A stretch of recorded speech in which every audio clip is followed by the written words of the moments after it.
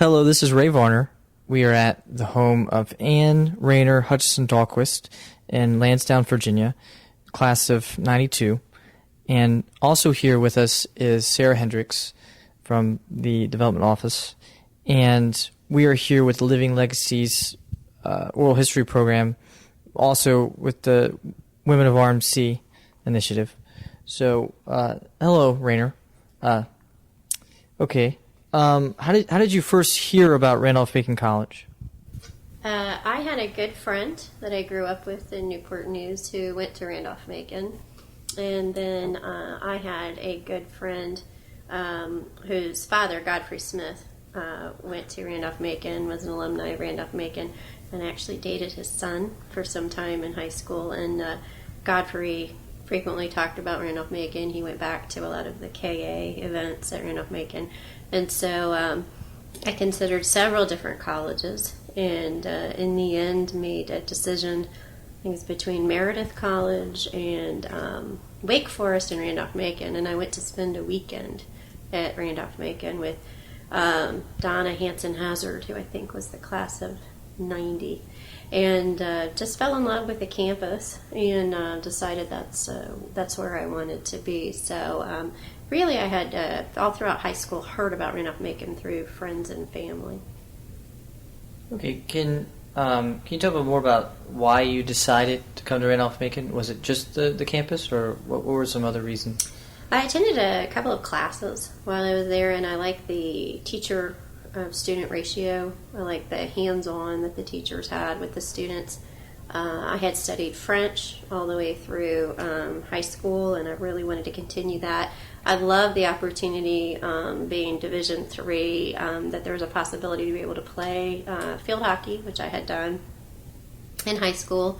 And I had gone to a relatively larger high school, and I liked the feeling of a smaller institution where the emphasis was on a liberal arts education and where there was a good student-teacher ratio. I really felt like it was a good community size for a good learning environment. All right. You said it was beautiful. Can you go more into what were your impressions of the nature, what it looked like? Well, I had a good weekend. It was a fall weekend, and Randolph-Macon's very pretty in the fall. And I fell in love with the history of Randolph-Macon, the history of Ashland, and the really pretty buildings and that kind of thing. So it was a really, the history of the campus was very rich, and it was very appealing to me. Okay. So can you tell us about when you arrived on campus as a freshman? Mm-hmm. What it was like? And Sure.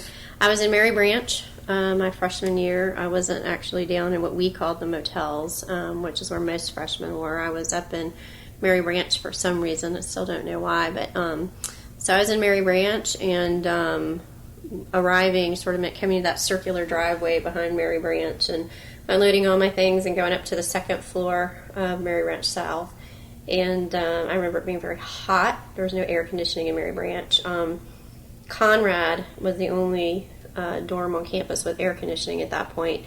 And my dad didn't feel like there was a need to pay extra to live just to have air conditioning. So it was a little intimidating. I didn't know my roommate. She was from Richmond. And, it was a little bit intimidating coming on campus. But it was a very exciting time. I got there a bit early for field hockey, so I was alone in the dorm for a little while, so I think that was a little, it was good in that I got settled in. It was kind of bad in that there weren't a lot of people around.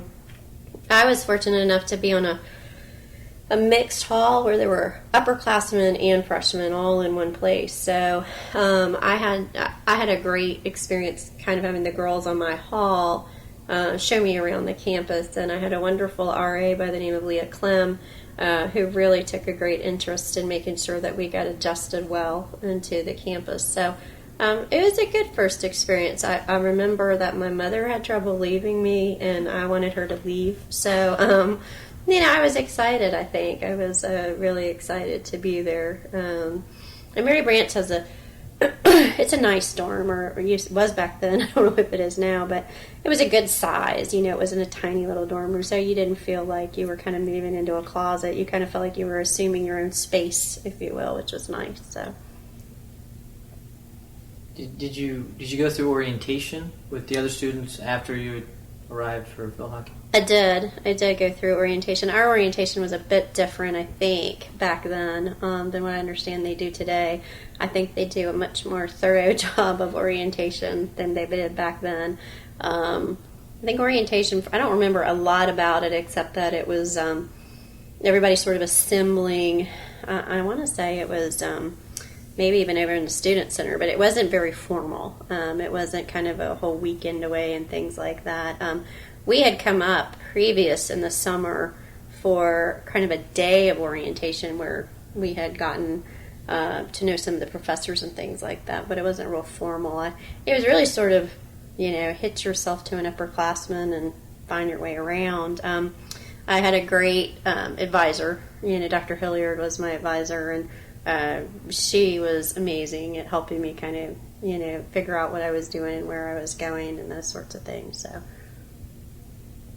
Okay. Can you tell us more about your social life while you were on campus? Mm-hmm. I played field hockey the first 2 years I was there, and in the spring of my freshman year, I participated in Rush, and I joined Phi Mu, which was a sorority on campus at the time. I was active in sports, and I was active in the Greek system. I sort of kind of melded with the girls in those two circles and did a lot with them. And then I spent a lot of time, I was in the honors program the first couple of years, and spent a lot of time at the honors house. That's what we called it at the time, which was over near the Phi Mu house, and took a lot of classes there. Spent a lot of time with fellow friends who were sort of in and out of the French and Spanish programs. But a lot of my time really revolved around those two circles of friends. But Raynor Macon at the time was heavily Greek. It was about 90%, or something of the students were in the Greek system. So weekend activity was pretty strongly tied to the Greek system. And most of the opportunities to volunteer in the community and to do other things came through the Greek system. There was an active sort of set of groups on campus. I participated in the a Fellowship of Christian Athletes and some of those other things. But I don't think, in remembering back, we had as broad of a sense of on-campus activities that the students have today in terms of just like alternative activities.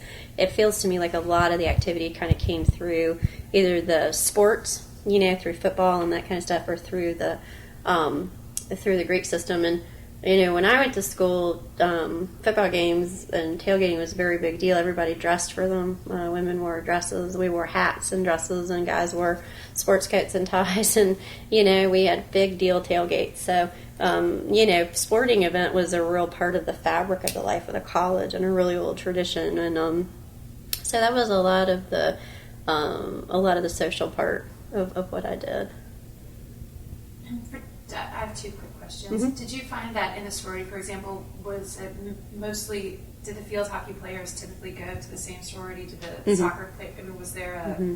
Yeah. did they sort of the sororities break off, or Yeah. fraternities based on, The way because that happens Yeah, that was still a little. I would say there was a little bit of crossover. There were 3 sororities that I recall. I may have that wrong. There was Phi Mu, Kappa Alpha Theta, and Alpha Gamma Delta. And primarily the field hockey players joined Phi Mu. Some of them joined Kappa Alpha Theta, but that was primarily what happened.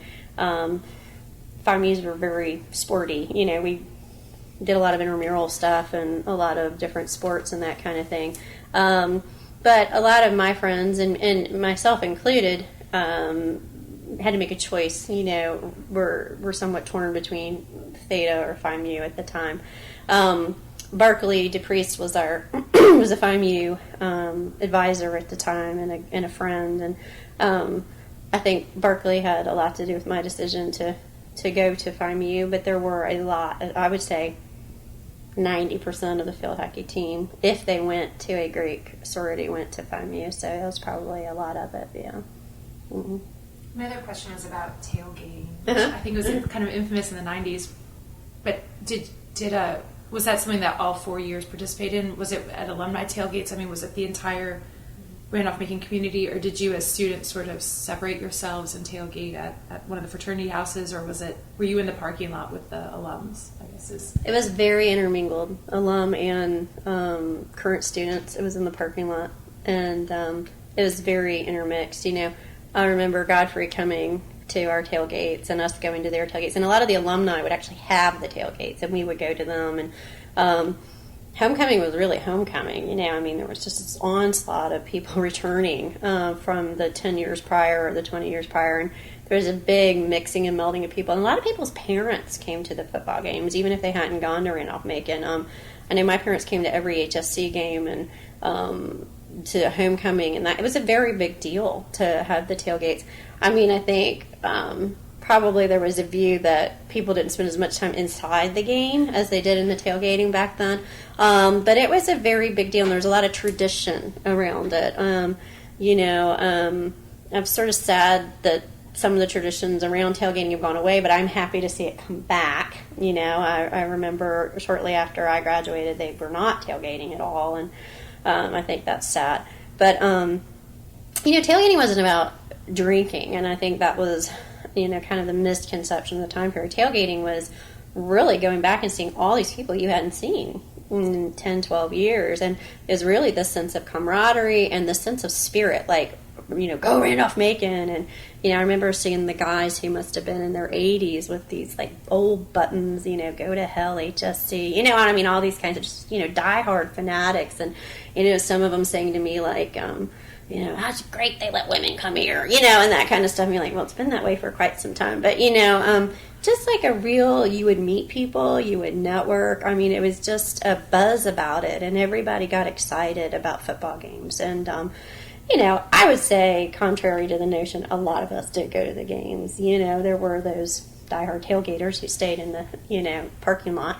And then it was a whole weekend activity. So a football game wasn't just, the football game and you left.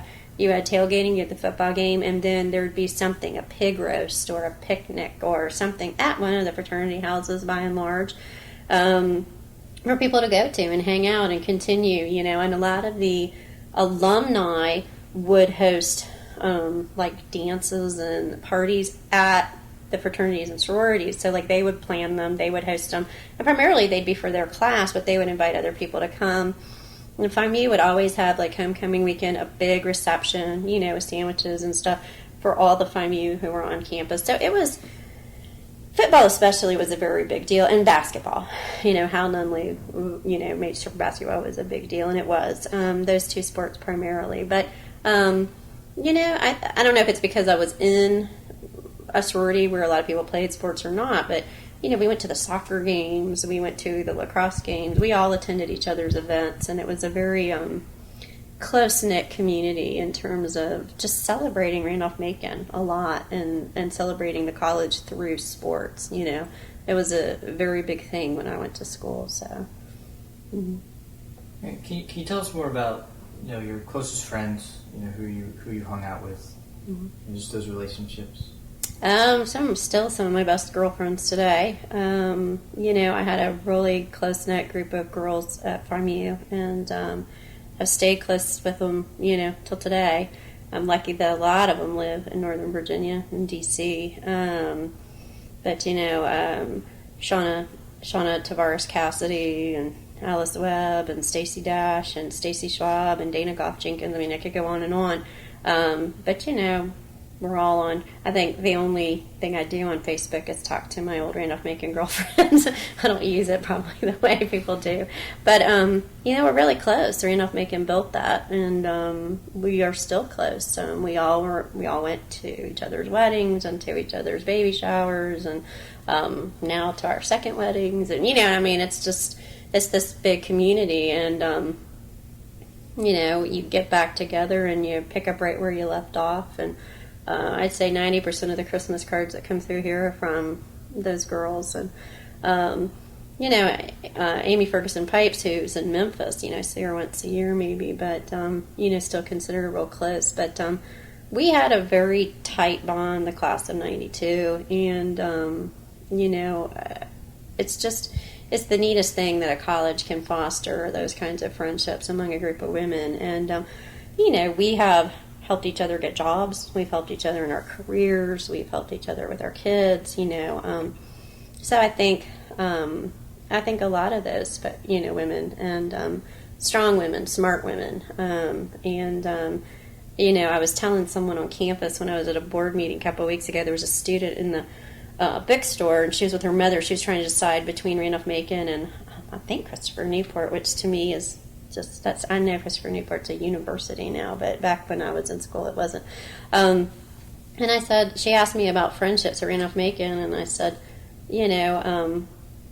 my mother doesn't know all the people she went to school with. My husband went to University of Minnesota. It's huge. He does, 3 or 4.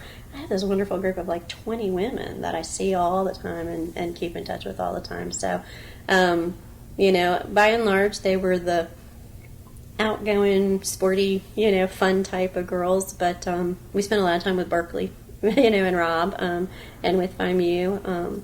Spent a lot of time at SAE and Phi Delta and KA. Those were the big places we hung out, and Theta Chi. And a lot of those girls married some of those guys, so I get to see their husbands too still. So it's a neat group of people, and I'm really happy that a lot of them live and work, right around here in this area. So it's a neat group. Can you say more about that first roommate you had from Richmond, or maybe some of your other roommates? Any stories about them? Or my first roommate from Richmond, I'm struggling to remember her name right now. She was really sort of a commuter student. She, which I guess was lucky for me, she was really sweet. But I think she only really had a dorm room to make her parents happy. She had a boyfriend in Richmond, and I didn't see her too terribly much. My sophomore year, I lived with a friend from FIMU, and my junior year I went to Paris.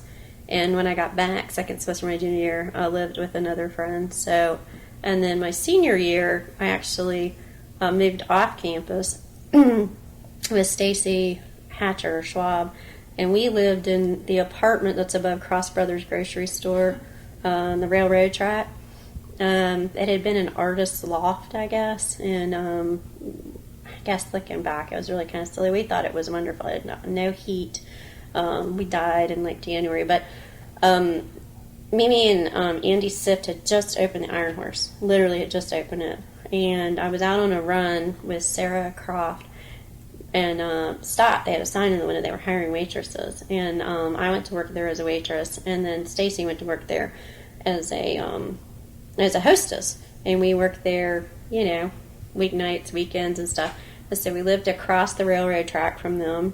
And because Stacy had the key to the place, and this is back before everybody had burglar alarms, we would go over and we'd carry this like industrial strength vacuum cleaner across the railroad tracks over to our house, and we'd vacuum our house before we'd have people over. But we had like the ultimate place to have people over. I mean, it was just this gigantic loft, and we didn't really have, all of our furniture was from the Salvation Army down off of College Street, and so we had a great big parking lot because it was really designed for shopping, so we could have great parties, and, we could walk to the campus. But that's what we did our senior year, and actually we lived there after we graduated, too, for a little while. But, we suffered, we had no air conditioning and no heat, but we thought it was really cool.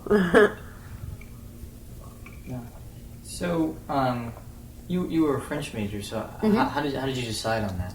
Well, I wasn't at first. I was a business major, and Professor Schmidt was pretty sure that that's what I should do.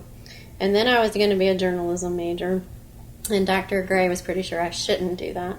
And all along I kept taking French. I had been taking it, I kept taking it, and I chose Dr. Hilliard. Well, really, she took me on as my advisor, I went to see her. And I had a professor, Dr. Gaudry Hudson. She's not there anymore. My sophomore year. And she was amazing. Absolutely amazing. She had a father in the 70s who was one of these kind of hippie guitarists in France and had made all these records. And she would bring them, and she would play them for us, and she would talk about what it was like to sit along the Seine and write music, and just kind of made France come alive in the classroom sitting there in Ashland. And she was just unbelievably different in her teaching method. But the only thing was with her was when class started, she locked the door. You got locked out. But she really started talking to me about going to France and thinking about French as a major. And I think I kind of suffered from this notion of you can't do anything with French except teach. And having come from a long line of teachers, I was very sure I did not want to do that. My father was sure he didn't want me to do that. So I had my good friend that I mentioned earlier, Amy Ferguson, who married Wes Pipes from Raynor, Macon, came to me one day and she said, Raynor, there's this great thing. If you go and you take this oral exam and this written exam, you can go to Paris. And I said, I don't have any plans to go to Paris. She said, well, let's just take the exam. Let's just take the test. And I said, fine, but my spoken French is not any good. I'll fail. So Dr. DeGraff held the interviews, and I went really on a lark. And Dr. DeGraff said, Raynor, for you to go, you have to change your major to French. You cannot go as a non-French major unless you want to go on J-term. And so I said, let's just take the test first and see if I even pass it. So I passed the test and got selected to go, and Amy didn't. So there I was with this pseudo commitment in my hand, the ability to change my major, and then I needed to convince my father that this is what I was going to do. I was going to go to Paris for a semester. Then I came home for the weekend, and I said, Dad, guess what? I've changed my major to French. I'm going to try to keep my business econ minor. And he said, what in the world are you going to do with a French major? And so off the top of my head, I said, I'm going to go work for the UN one day. That's what I really wanted to go to France. I really had no idea what I was going to do with it. And he sort of scoffed a little bit, but to my surprise, my mother really pushed hard for me to go to France and for me to be able to change my major and all those sorts of things. And so off I went, and it really happened, just like that. And overnight I had to file that I wasn't going to be there in the fall, and all those sorts of things. So, I got on a plane kind of not knowing what I was getting myself into and went over to Paris. But I never really went to Randolph-Macon to be a French major, and it just sort of happened. As luck would have it, later after I graduated, the combination of the English classes for journalism and the econ classes and then the French helped me get into Pepperdine's International MBA program, because it was a great blend of undergrad, and Pepperdine's program is kind of like the one at Thunderbird. And so I didn't know it at the time, but I was kind of creating for myself the ability to go to a good graduate school. But I just sort of, look, I was, 19? It sounded like fun. And it sounded like a great opportunity. And Dr. Hilliard really pushed me. She said, go. I think it'll be wonderful for you. It'll change your life. It'll be eye-opening. And it was. It was probably, you can count on one hand, I think, the things in your life that are really transformational. And I think for me, that semester in Paris was really, really transformational in terms of what I was studying and how I was studying, and being, in a classroom where one of the classes we had while I was there, Philippe Pontet was the professor, and we studied the culture, literature, art, and music of the Belle Epoque, and we did it all at one time while he played the music, while we were watching the art, and we were having class in the Musée d'Orsay. It was just this sensory experience that you're not going to have anywhere else. And we lived in France with French families, and I lived in an apartment building that was run by Madame Depierre. She was a French lady, and it was three of us, a gal from Goucher College and a gal from Salve Regina College and myself, who were all in the Randolph-Macon program. And we lived together, and we rented a room from her, and so we figured out how to get around. We figured out what to do. We bought groceries. We had to go to the Sorbonne and enroll ourselves in classes, and we had to take literature and French culture and grammar from people at the Sorbonne who really didn't care for us much because we were Americans, and they thought we were very, relaxed in terms of our standards of education, and so they were pretty harsh on us.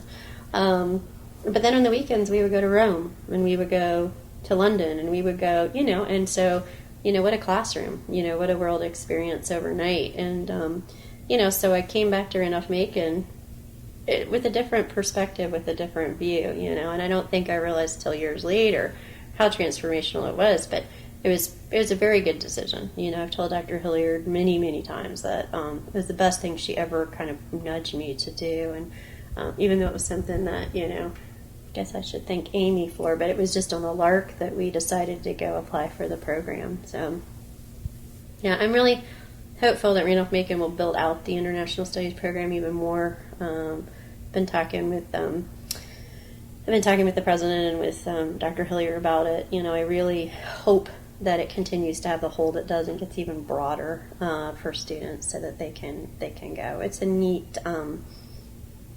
half semester. At Christmas, I asked to stay the full year. I wanted to continue on. Say my dad said that's enough. We're coming back to campus, and I did. And luckily for me, moved back into the motels, as we call them, with Dana Goff Jenkins. So it was in my year. So, but I think everybody should do it. I think everyone who goes to college to have a study abroad experience somewhere. I really do. I really think it's that important. So. My son will have one, whether he knows it or not. I'll make sure of it. So, was it hard? Did you find it hard to reassimilate? I mean, if you had this transformative experience, whether you knew it or not, when you got back, and there were these kids who had just been in Ashland for the past 3 months, did you find that your friendships changed, or the people you were friends with changed, anything like that? Yes and no. I was dating a guy at the time at Virginia Tech. We broke up long distance. I think when that relationship sort of suffered my having been abroad and having a broader life experience. If you had asked my father about my study abroad experience, the only thing he'll tell you is our phone bill was astronomical, and that's because I would call the phone in Olin dormitory, and somebody would answer. So back up. We had hallway phones back then, right?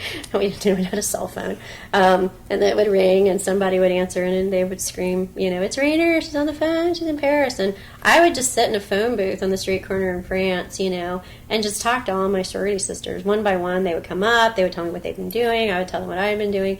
I don't think I felt like I missed out on a lot of what they were doing. It was odd coming back after having been away a semester, and you're kind of trying to reintegrate. And I remember at the time in Paris, it was very in vogue to wear like tight black leggings with kind of a longer sweater over top. And I came back, and I remember one of my really good friends, Kim Saul-Bowen, who said, "Raynor, are you going to wear those black leggings every day? Like, where do they come from? And like, this is very trendy in Paris." She's like, "You're not in Paris, you're in Ashland, and no one wears those, so take them off." I remember that.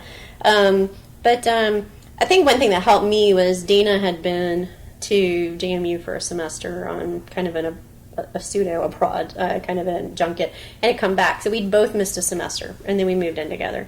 She'd missed soccer. I'd missed field hockey. It was a mutual, it was easier than kind of coming back and going to live with somebody who'd been there all year, But no, I think it was, we stayed in close touch while I was gone. And I was very homesick the first month, not for my family, but for my girlfriends, back at school. So, I got a call from my dad in about October when he started getting the AT&T bills, and he said, cut it out. This is ridiculous. You're through the roof. Who are you calling? I was calling the dorm phone and chatting away. So, I think at one point I had one call that was like an hour and a half where I talked to like 15 girls at one time. So he's like, those are calls to be for emergencies. It is an emergency. I missed them, But your perspective when you're 19, is different. But they wanted to hear all about what I was doing. They were excited for me. When I went, there was never this sense of, Raynor's going to Paris. It was, oh, wow, Raynor's going to Paris. You know what I mean? Send us postcards and take pictures, and, we didn't have email or Facebook to post them on, but, I would actually write letters and go to the post office and postcards and send them back to all my girlfriends, and they would post them on their doors or on the bulletin board at FIMU for everybody else to read and that kind of stuff. So they kept me anchored, back to the school. So I think that was kind of neat. You mentioned that you went to school after Randolph-Macon. Can you tell us more about what you did after graduation? Mm-hmm. Well, it worked for a little while. And that was in 92, and the economy, as it is now, was not very kind. And graduate students, we were not having a lot of work, a lot of luck with work. The economy was really tough. And I think had it not been for Capital One and Circuit City, a lot of Randolph-Macon grads that year wouldn't have had, work. So I went to work as a nanny and ended up, really deciding that if I wanted to get a career going, I was going to need to go to graduate school.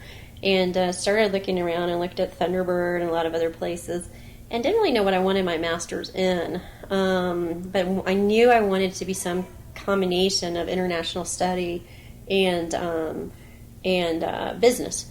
And that's why I chose Pepperdine. And Pepperdine was in California. Pepperdine had a kind of a different admissions process where I literally found out I was going in April and needed to be there in June.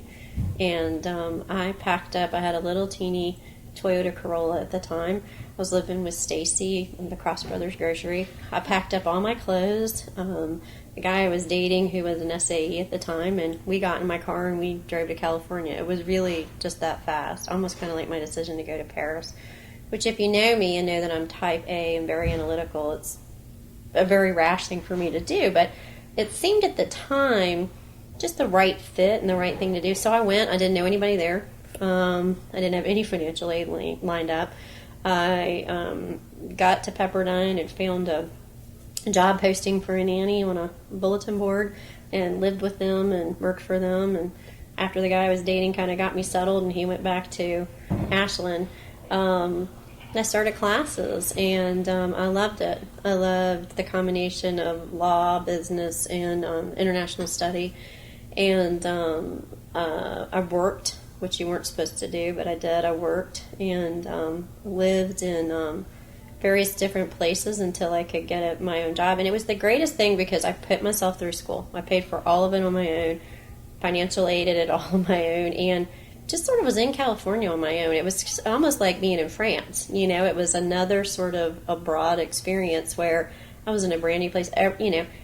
A lot of the people around me spoke Spanish. I suddenly wished I'd been a Spanish major instead of a French major. It wasn't doing me much good in Southern California. But I had all the basic skills I needed from having studied abroad of how to just sort of assimilate into a culture, into an environment.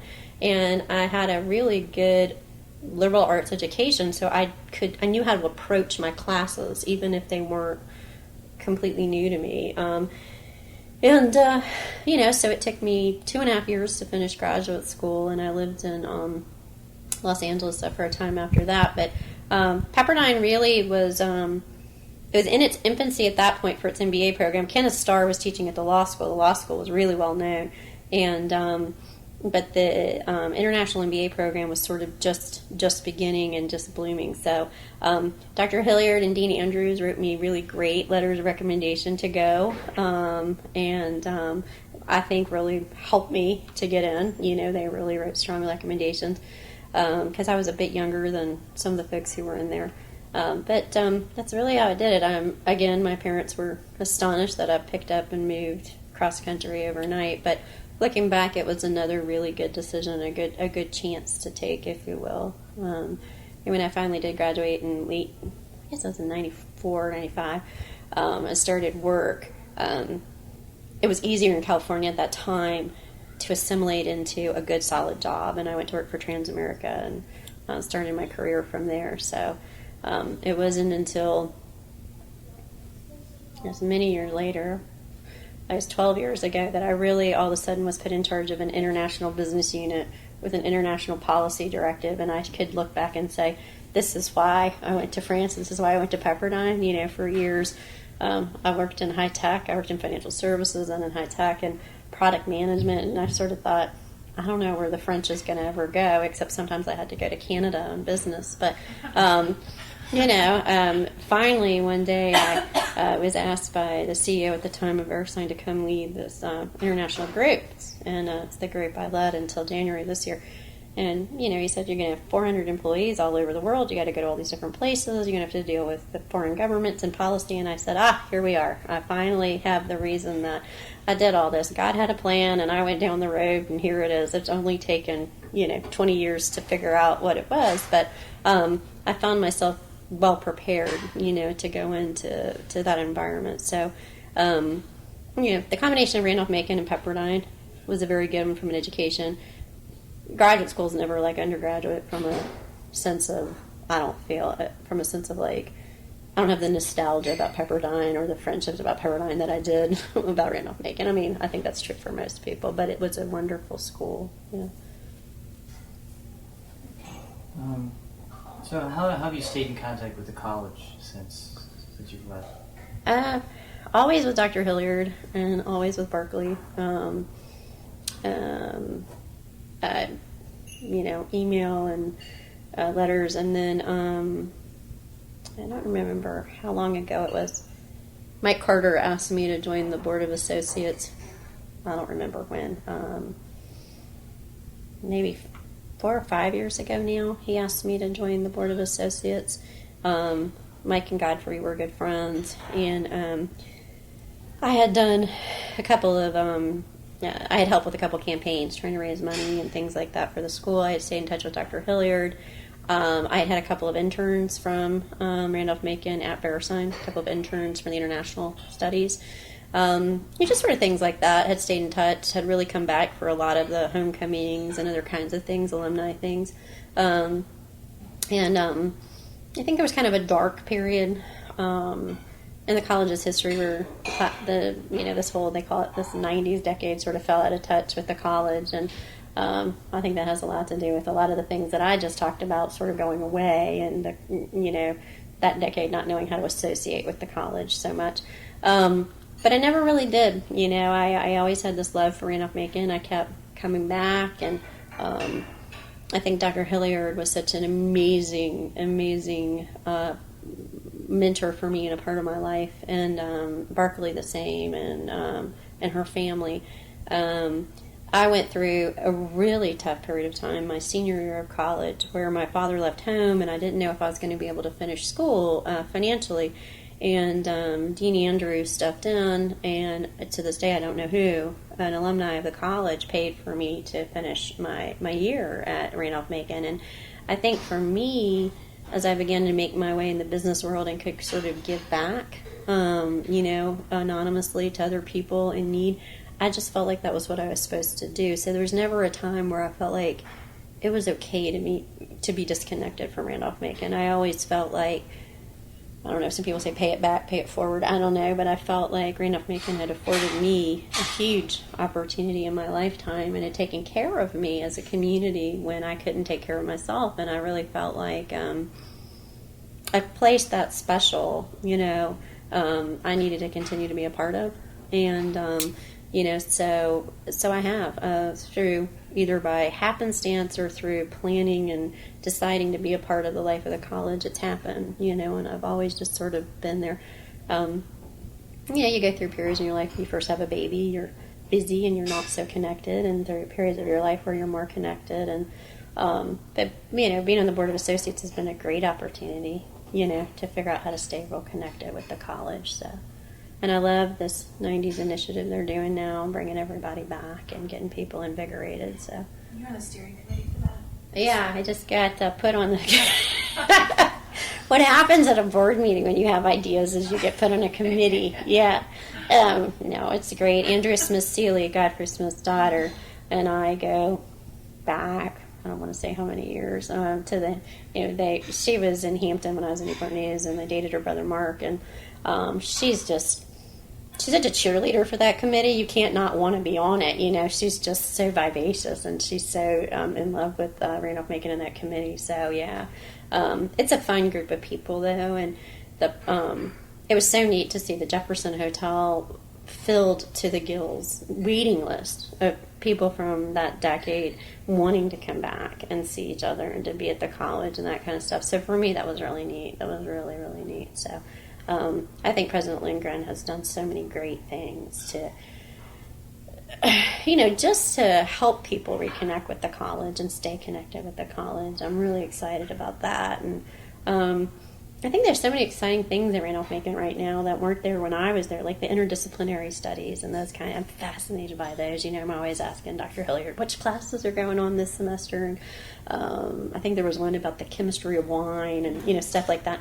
So I really do think it's a neat time, like the college, they're branching out into China and you know what I mean, those sorts of things. And so I just think it's such an exciting time that I get contagious about it, people hate my Facebook. I'm always something on my Facebook page about Randolph-Macon, But I think that my husband is such a Randolph-Macon addict, and he went to University of Minnesota, and he will tell people, like, I should have gone to Randolph-Macon. You know what I mean? Like, I should have gone to this wonderful, small, liberal arts school where they knew your name and where people care about you. And, how many universities do you go back to where half your professors still remember you and you can give them a big hug? And, that's kind of a neat thing. And then to be able to help them place their interns in your company, it's just a great cycle of life. It's really, really neat, and I had one intern a couple of semesters ago really just complaining about something a couple of years back with Dr. DeGraff, and I said, I know,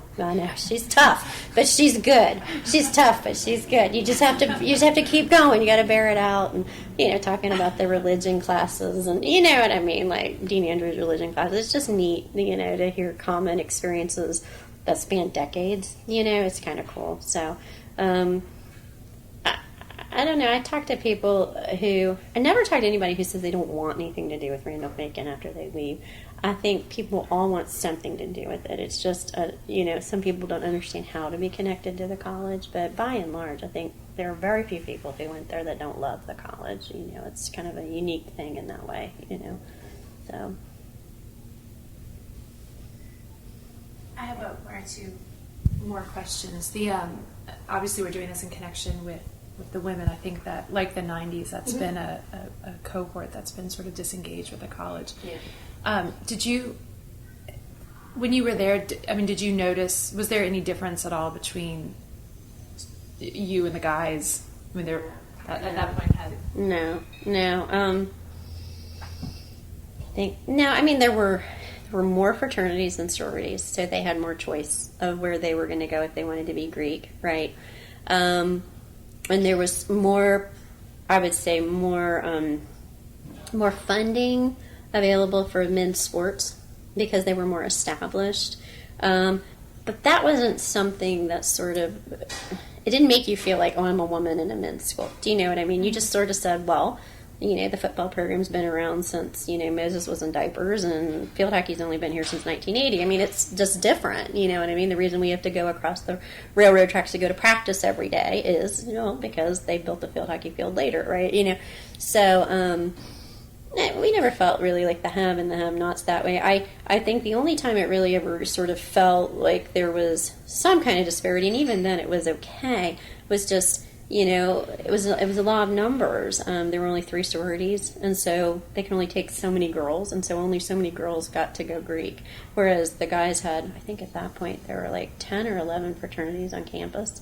So, from that standpoint, there were more opportunities for guys to be engaged. And as I said, since so much of the social life was around sporting and sororities and fraternities, you know what I mean? I think that might have been the only kind of situational issue back then. But no,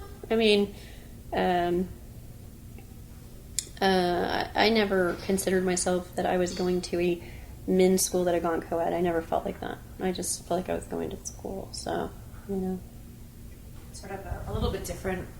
Would you have any specific advice to young women who are students there now, in particular?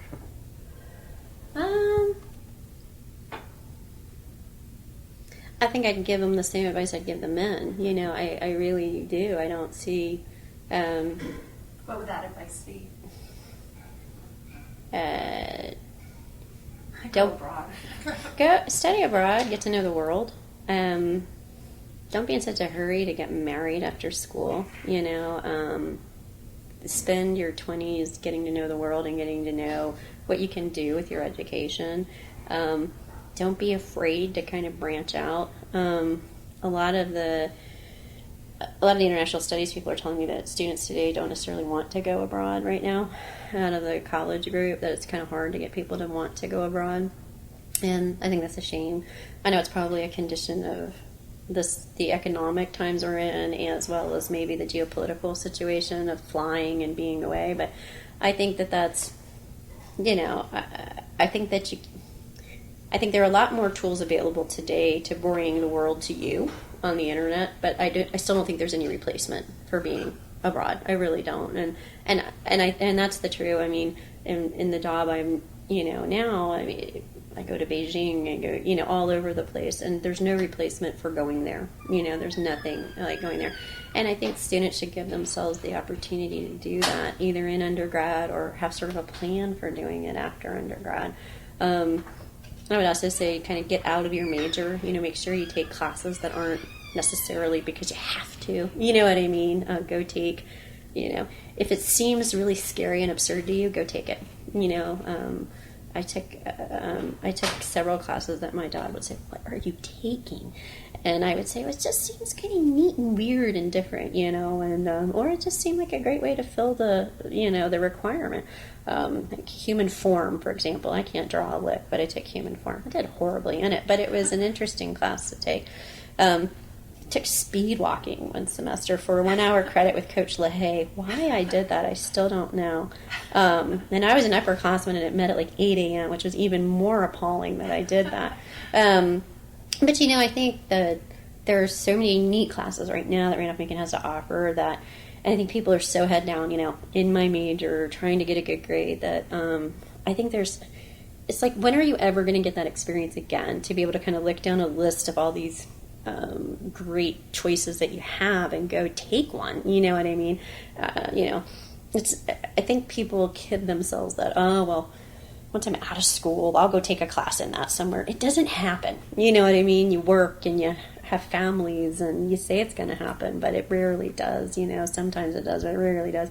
Or, it's not as great of a class as it would have been if you'd been, studying it in your undergrad. So I would say get out of your own major and do things. And I think be very involved in a community sense. Take advantage of the social entrepreneurship program that Randolph Macon's starting and other things, just to get connected to the world at large on a social level.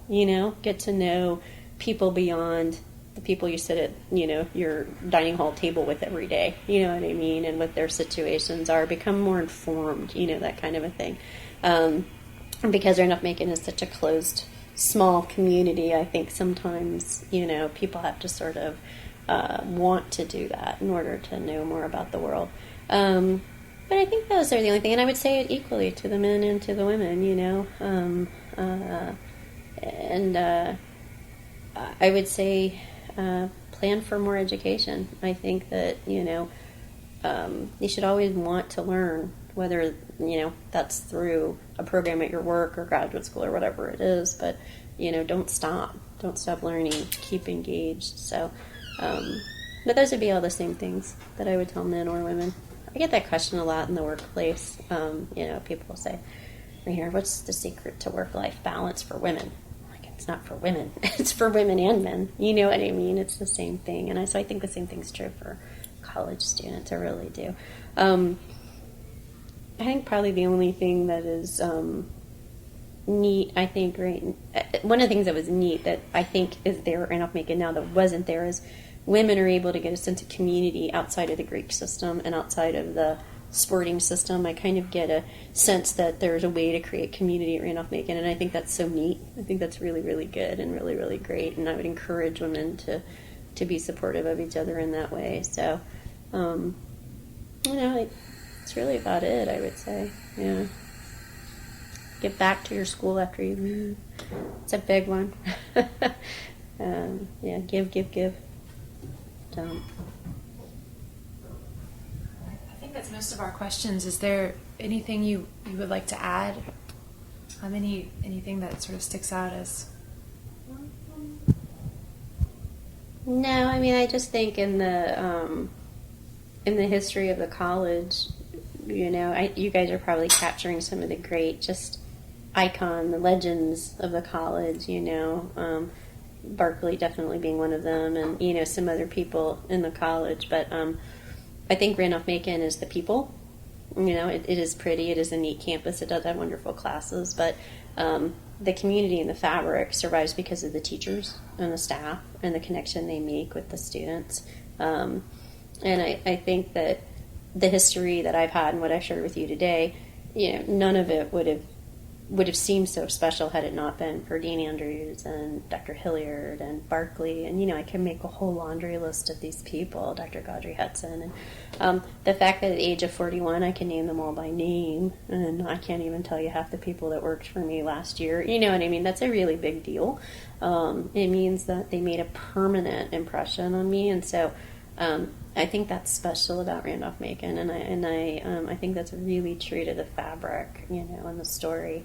I remember Hal Nunley was dating a basketball player at the time, and he thought he was spending too much time with me and not enough time playing basketball, and so Hal came to my apartment to let me know that there'd be less of me and more of basketball, and they had a dinner for him many years later when he was retiring, leaving the college, and he was so celebrated because he was so involved in the student's life, and whether you liked him or hated him, depending on your perspective as a player, he was still like a part of the fabric. And so I guess that's what I'm trying to say is, I hope people will take time to sort of look back and celebrate people like that in the college and the life of the college, because I think that's what it's about. So.